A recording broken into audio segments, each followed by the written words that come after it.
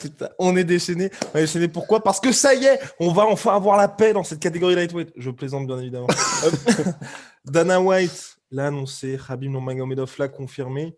C'est assez triste parce qu'on n'aura pas de last hurrah de notre cher Khabib Nurmagomedov qui n'affrontera pas donc tel ou tel lightweight pour aller jusqu'au 30-0. C'est officiel. Il prend sa retraite. On va voir ça tout ensemble et il laisse un héritage assez impressionnant, je crois. Parce qu'il était assez fort quand même. Non, mais il était monstrueux. En fait, c'est vrai que c'est ce qu'on se disait avant quand on allait voir un petit peu les différentes accolades de Khabib. Simplement le fait de les citer, vous vous rendez compte que, ah oui, d'accord, en fait, il y a le fait qu'il était ultra dominant et il y a tous les records qui viennent prouver ça, en fait. C'est ok, bah, puisque vous le voulez, on y va. Donc, générique, mon cher. Générique, cher Russ. Soit.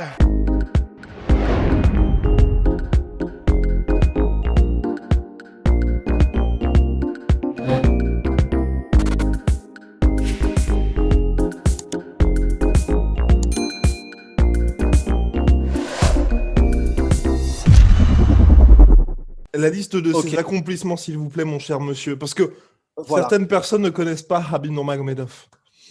Alors écoutez, c'est très simple. Donc ça a été le champion lightweight et il a défendu son titre 3 fois.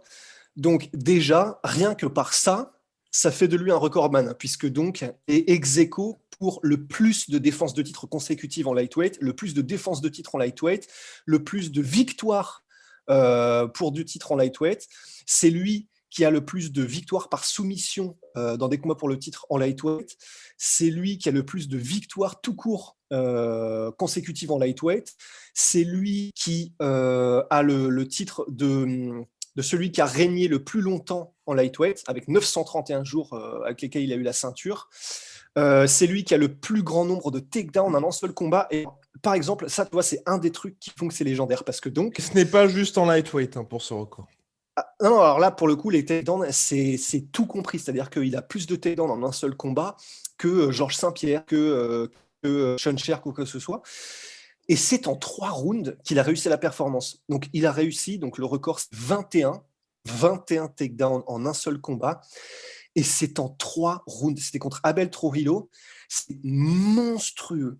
C'est absolument monstrueux. Donc, et en plus de ça, il a aussi d'autres records qui, mine de rien, font de lui une légende. Comme, c'est de l'argent et oui, c'est du pay-per-view, mais c'est lui qui a fait partie du combat qui a le plus vendu de l'histoire de l'UFC, avec 2 400 000 pay-per-view contre Conor McGregor. C'est le premier champion musulman aussi de l'UFC, donc mine de rien, c'est quand même une première. C'est le deuxième russe, c'était pas le premier, parce que le premier, c'est Oleg Tartarov.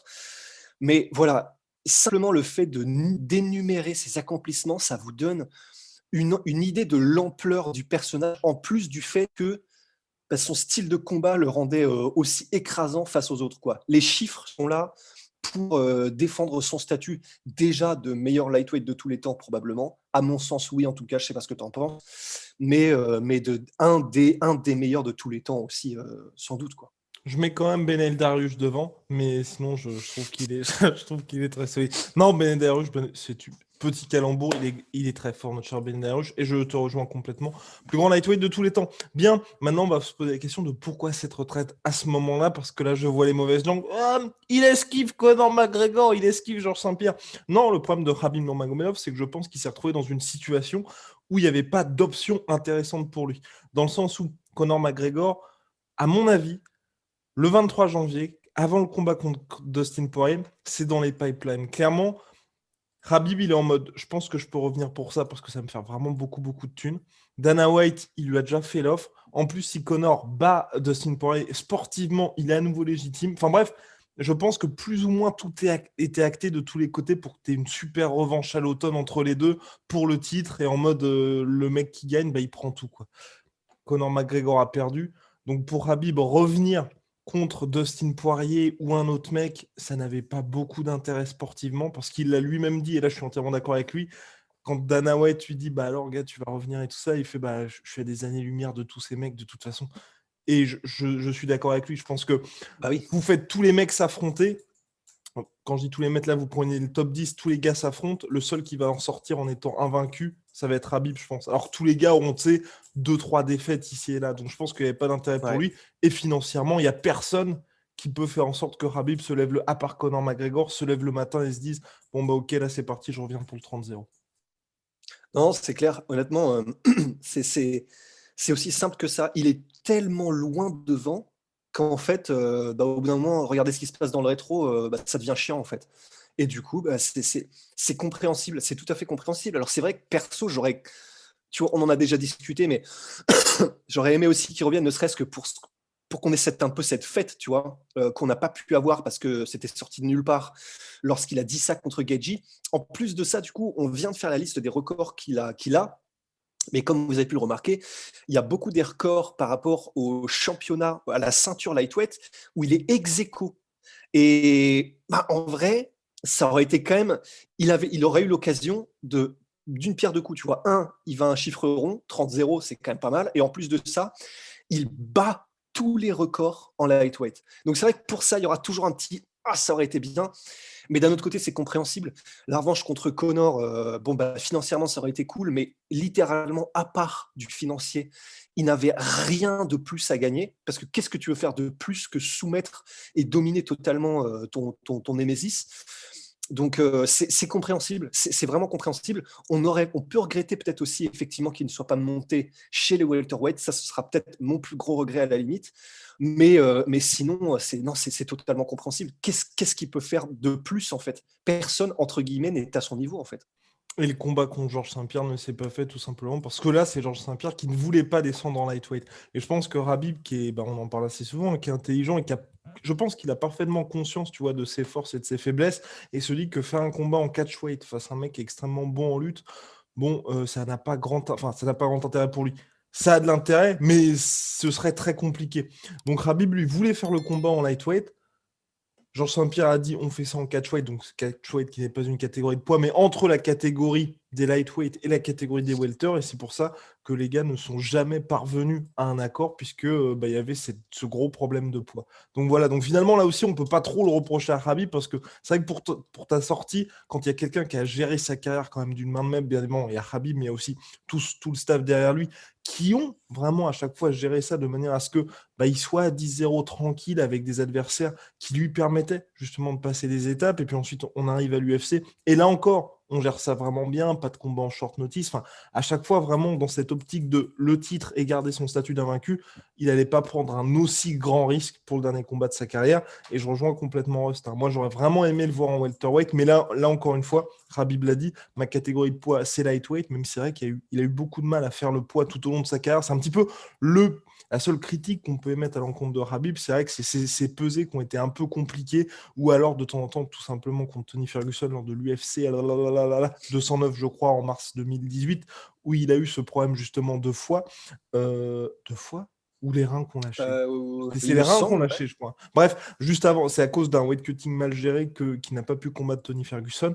Mais tout ça pour dire en fait qu'on aurait bien aimé le voir en welterweight, mais là pour lui, quand tu es extrêmement bon en lutte, sport de préhension par excellence, c'est un petit peu compliqué de monter de catégorie et de passer de gars qui sont à 70 kg à 77, surtout quand toi, Enfin, cet avantage en poids est extrêmement déterminant pour toi. Voilà. voilà. Et en plus de ça, je crois qu'il ne voulait pas affronter Kamaru Usman de toute façon, Complètement.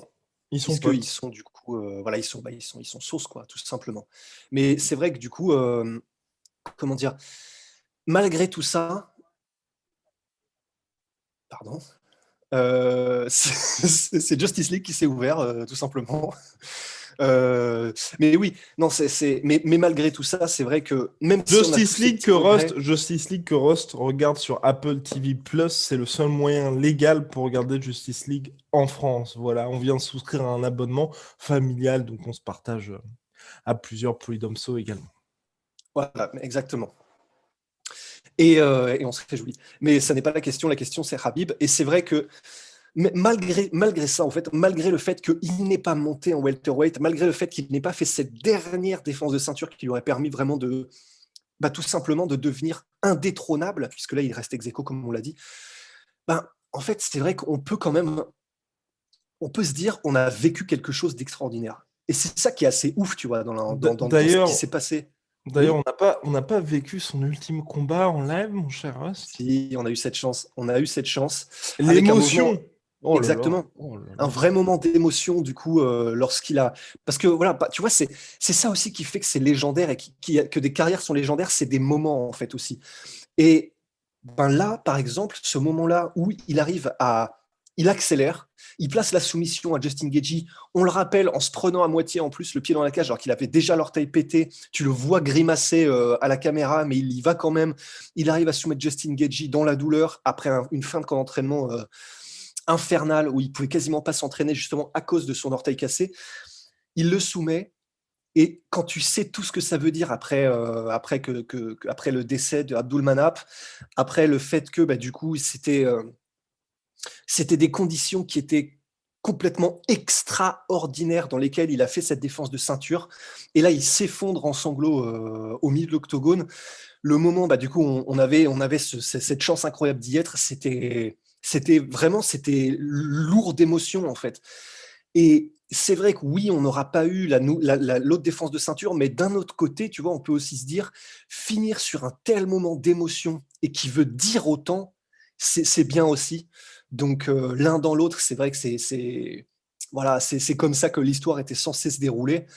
Mais non, des moments complètement fous. Enfin, de toute façon, ces 3 derniers combats, à part celui de Dustin, et encore, non, même celui de Dustin, parce qu'il y avait Abdulmanap, justement. Donc en fait, il a pris le titre.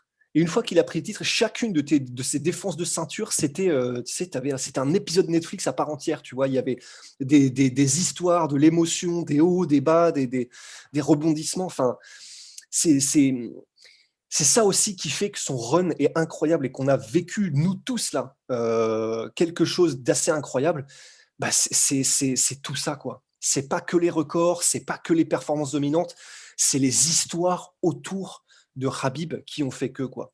On va pas rappeler l'histoire avec Conor, on va pas, enfin, des trucs de fou, quoi. Et puis surtout en prenant sa retraite au sommet avec quand même, un petit sentiment d'inachevé un petit peu, parce qu'on aurait aimé qu'il ait ce 30-0, il reste au top.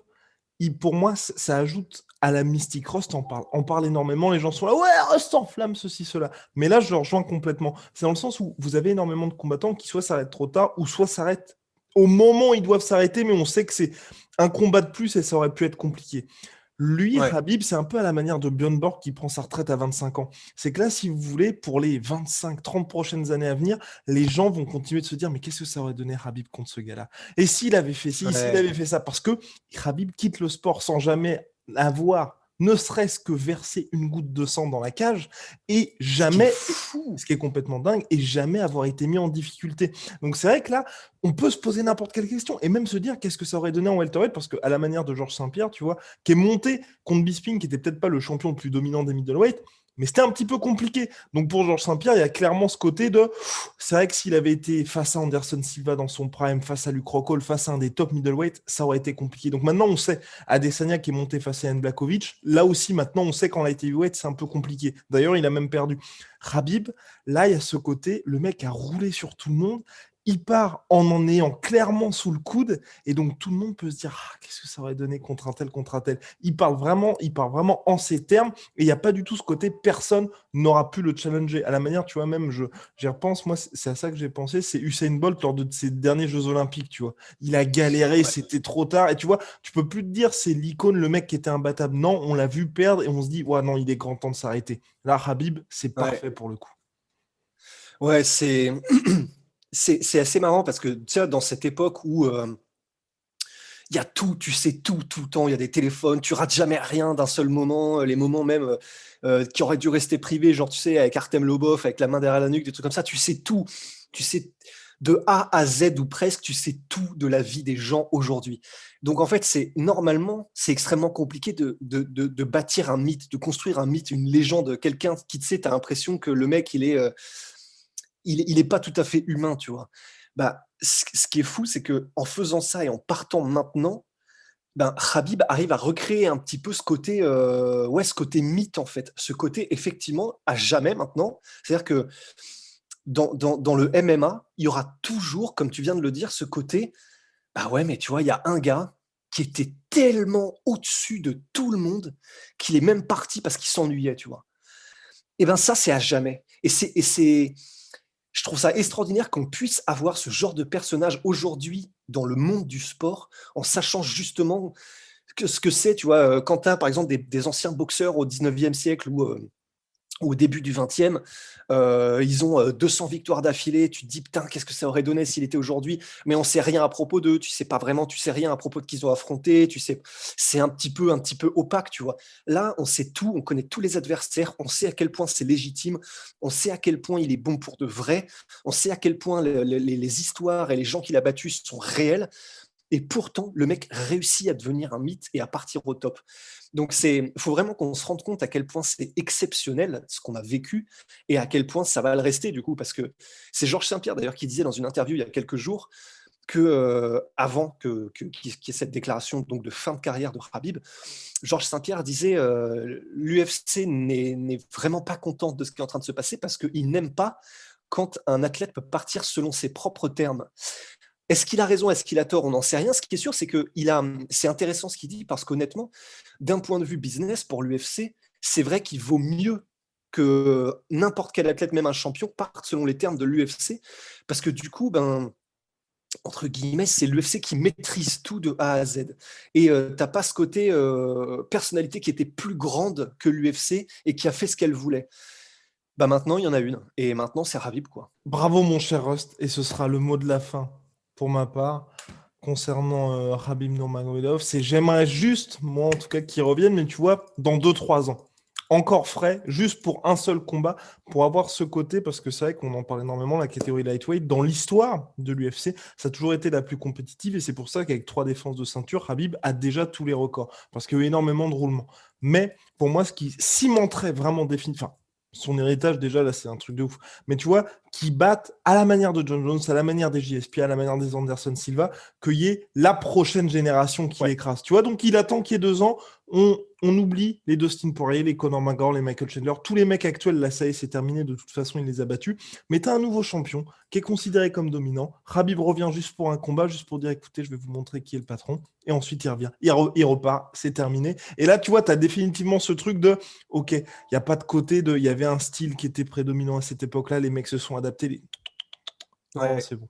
Et ça, ce serait vraiment le dernier truc pour moi qui permettrait vraiment de...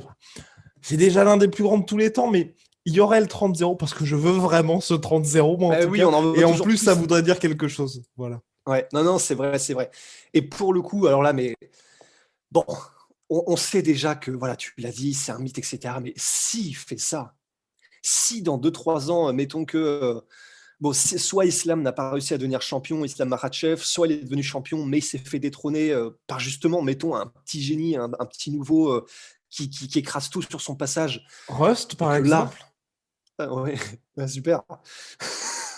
Et que du coup, Khabib arrive et dise, tu vois, cette expression que tout le monde est en train d'utiliser en ce moment-là.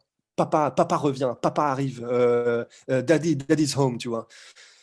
Là, ce soit Khabib qui le dise, tu vois. Ok, il y a ce mec qui est imbattable, que personne ne peut approcher, qui a mis à l'amende tout le monde. Ça m'intéresse. C'est un challenge pour moi.